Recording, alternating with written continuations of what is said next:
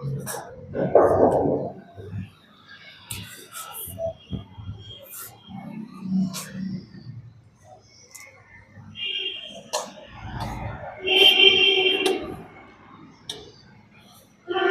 हम लोग करेंगे present perfect tense. Present tense का जो तीसरा टाइप है, प्रेजेंट टेंस का हम लोग प्रेजेंट इंडेफिनिट कर लिए थे, प्रेजेंट कंटिन्यूअस कर लिए थे। आज के क्लास में हम लोग देखेंगे present perfect tense. Present perfect tense जो होता है ये दिखलाता है फिनिश्ड एक्शन। फिनिश्ड एक्शन का मतलब होता है कि वह एक्शन जो फिनिश हो गया हो, यह दिखलाता है फिनिश्ड एक्शन, जिसको हम बोलते हैं प्रेजेंट परफेक्ट टेंस। इसका पहचान होता है क्रिया के अंत में चुका है, चुकी है और चुके हैं लगा होगा। जिस हिंदी वाक्य के क्रिया के अंत में चुका है, चुकी है, चुके हैं लगा होगा, वो होता है प्रेजेंट परफेक्ट टेंस। यह एक फिनिश्ड एक्शन को दिखलाता है। वह एक्शन जो पास्ट में फिनिश हुआ हो लेकिन रिलेट कर रहा हो प्रेजेंट से, तो ये होता है प्रेजेंट परफेक्ट टेंस। इसका अगर पॉजिटिव सेंटेंस का स्ट्रक्चर का बात करें तो ये हो जाता है सब्जेक्ट प्लस हैज या have plus verb third plus object. अगर इसका पॉजिटिव का हम बात करें तो सब्जेक्ट प्लस हैज या have plus verb third plus object. अगर ध्यान दीजिएगा, अगर आपका सब्जेक्ट सिंगुलर होगा तो हैज लगेगा, अगर सब्जेक्ट प्लूरल होगा तो हैव लगेगा। सब्जेक्ट अगर सिंगुलर होगा तो हैज लगेगा, सब्जेक्ट अगर प्लूरल होगा तो हैव लगेगा। अगर निगेटिव का हम बात करें तो निगेटिव का जो स्ट्रक्चर हो जाएगा वो स्ट्रक्चर होगा सब्जेक्ट प्लस हैज या have plus not plus V3 plus object. ये हमारा जो स्ट्रक्चर हुआ ये प्रेजेंट परफेक्ट टेंस का निगेटिव का स्ट्रक्चर हुआ। इंट्रोगेटिव होगा तो हैज या है बाहर हो जाएगा, हैज या है plus subject plus V3 plus object question mark. WH word होगा तो WH वर्ड प्लस हैज या है plus subject plus not plus V3 plus object. अगर क्वेश्चन में नहीं वर्ड आया होगा तो हम नॉट लगा देंगे। इस स्ट्रक्चर पर इसका जितना ट्रांसलेशन है सब ट्रांसलेशन इसका बन जाएगा। नेवर का यूज भी इसमें होता है, ऑलरेडी का यूज होता है, रिसेंटली का यूज होता है, एवर का, ये सब वर्ड जो है प्रेजेंट परफेक्ट में यूज होते हैं। पहचान में चुका है, चुकी है, चुके हैं भी रहेगा, या नहीं तो या है, ये है और ये है भी आ सकता है। जैसे मैं अगर एग्जांपल दूं, मैंने ताजमहल देखा है, तो मैंने ताजमहल देखा है इस सेंटेंस में देखा जाए तो इस सेंटेंस का सब्जेक्ट मैंने, तो मैंने का इंग्लिश हो जाएगा आई। सब्जेक्ट के जगह पर आई हो गया, अब आई के बाद या तो हैज या नहीं तो हैव, तो आई को हम प्लूरल कंसीडर करते हैं जिसके चलते यहां पर हो जाएगा हैव, आई हैव। उसके बाद हम यहां पे देखेंगे वर्ब थर्ड लगा है, तो सी मतलब देखना, तो सी साव सीन, साव जो होता है सेकंड फॉर्म होता है और सीन जो होता है थर्ड फॉर्म होता है। तो I have seen the Taj Mahal, इसका इंग्लिश ये हो जाएगा। अगर क्वेश्चन ऐसे आ जाए, क्या आपने उसे आमंत्रित किया है?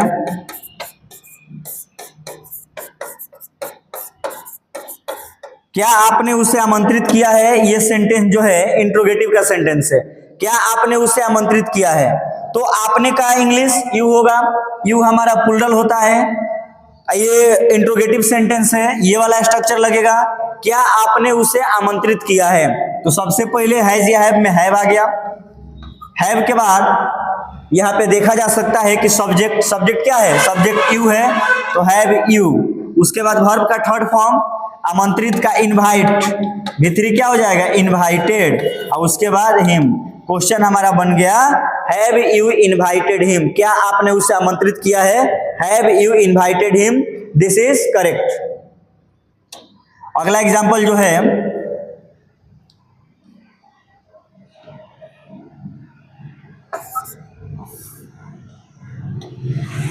वे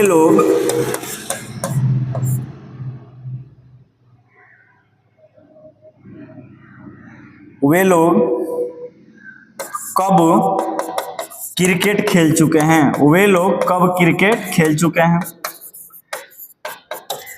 ये सेंटेंस मान लीजिए है, WH वर्ड है, वे लोग कब क्रिकेट खेल चुके हैं। इस सेंटेंस को अगर देखा जाए तो इसमें कब जो वर्ड आया है ये हुआ WH वर्ड, जिसका इंग्लिश होगा व्हेन। तो WH वर्ड का स्ट्रक्चर यहां पर है, इसमें कब वर्ड है यही WH वर्ड दिखला रहा है। कब का इंग्लिश क्या हो जाएगा, व्हेन। WH वर्ड हो गया। व्हेन के बाद हैज या हैव, डू नहीं लगेगा इसमें। व्हेन के बाद हैज या हैव, तो वे लोग है, वे लोग का इंग्लिश दे होता है, दे होता है प्लूरल, तो हैव हो जाएगा व्हेन हैव। और उसके बाद subject they, when have they. उसके बाद वर्ब थर्ड खेलना का होता है प्ले, तो कर देंगे प्लेड। और उसके बाद क्रिकेट का क्रिकेट। तो इसका इंग्लिश जो बनकर तैयार हुआ, when have they play cricket, played cricket. When have they played cricket, this is the correct. यह जो है इसका करेक्ट है। हमने स्ट्रक्चर भी बता दिया और एग्जाम्पल भी हमने दे दिया। आगे हम लोग देखेंगे कुछ अलग एग्जाम्पल, डायरेक्ट इंग्लिश में ही देखेंगे।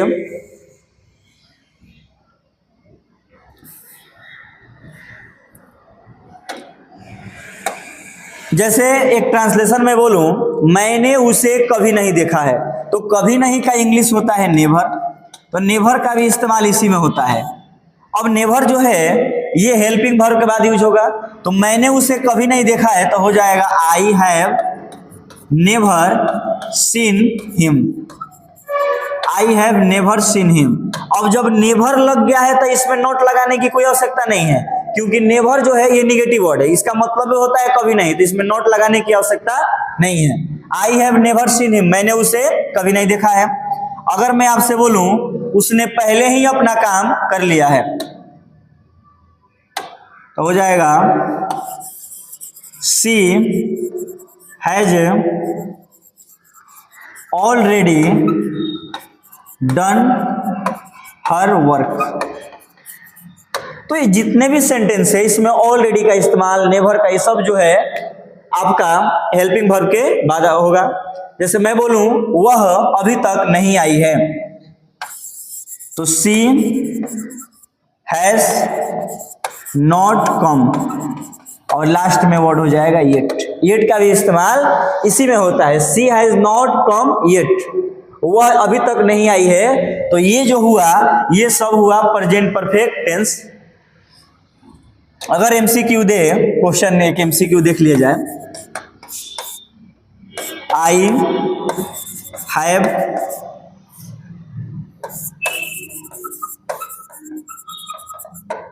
आई हैव डैश माई लंच।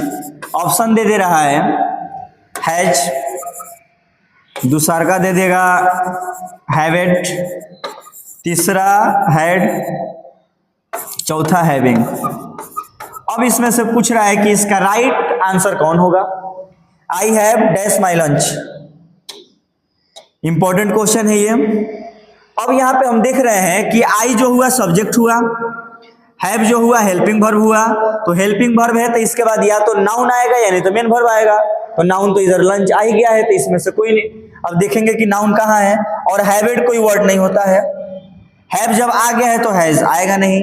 अब लड़ाई इन दोनों में है, या तो हैड आएगा या नहीं तो हैविंग आएगा। हम प्रेजेंट कंटिन्यूअस टेंस से पढ़ाए थे कि हैविंग का मतलब खाने के सेंस में भी हैविंग का यूज होता है।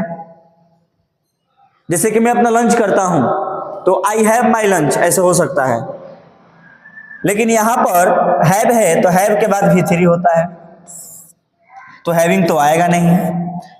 आई हैव मैंने कर लिया है, आई हैव डैश माई लंच मैंने अपना लंच कर लिया है, तो हैव जब हेल्पिंग वर्ब हुआ तो मेन वर्ब देखेंगे। तो हैव को अगर खाने के सेंस में यूज किया जाए, कुछ करने के सेंस में, तो हैव का V3 हैड होता है। तो ऑप्शन नंबर सी जो है करेक्ट हो जाएगा। तो ये बन गया I have had my lunch. एक और क्वेश्चन हम देखते हैं, दूसरा क्वेश्चन है, माई फादर ऑलरेडी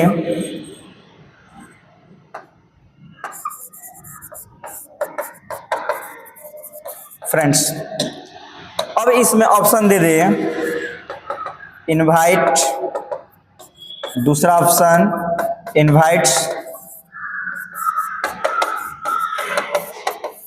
इनवाइटेड, चौथा हो जाएगा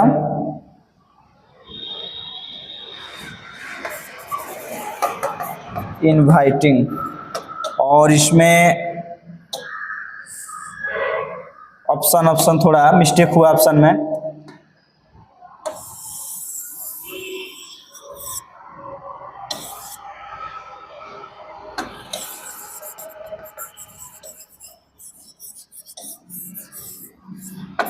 यहां पे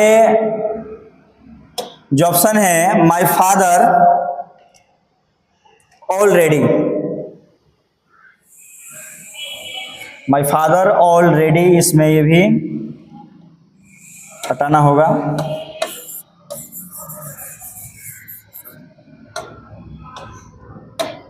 माय फादर हैज ऑलरेडी। अब जो ऑप्शन है इनवाइट, इनवाइट्स, इनवाइटेड और डी नंबर नन कर दिया जाए। My father has already dash my friends, मेरे पिताजी ने पहले ही मेरे दोस्तों को इनवाइट करते हैं या नहीं तो इनवाइट किए हैं। तो ऑलरेडी जो सेंस आया, तो ऑलरेडी का सेंस प्रेजेंट परफेक्ट में, तो इसमें हो जाएगा इनवाइटेड। इसमें इनवाइट्स नहीं होगा, इनवाइट नहीं होगा, ये भी नहीं होगा, इसमें हो जाएगा invited. My father has already invited my friends, मेरे पिताजी ने पहले ही मेरे दोस्तों सबको इनवाइट कर दिया है। तो ये जो होगा इसका राइट ऑप्शन जो होगा इनवाइटेड होगा, सी। चलिए आज का क्लास जो है हम लोग का प्रेजेंट परफेक्ट रहा।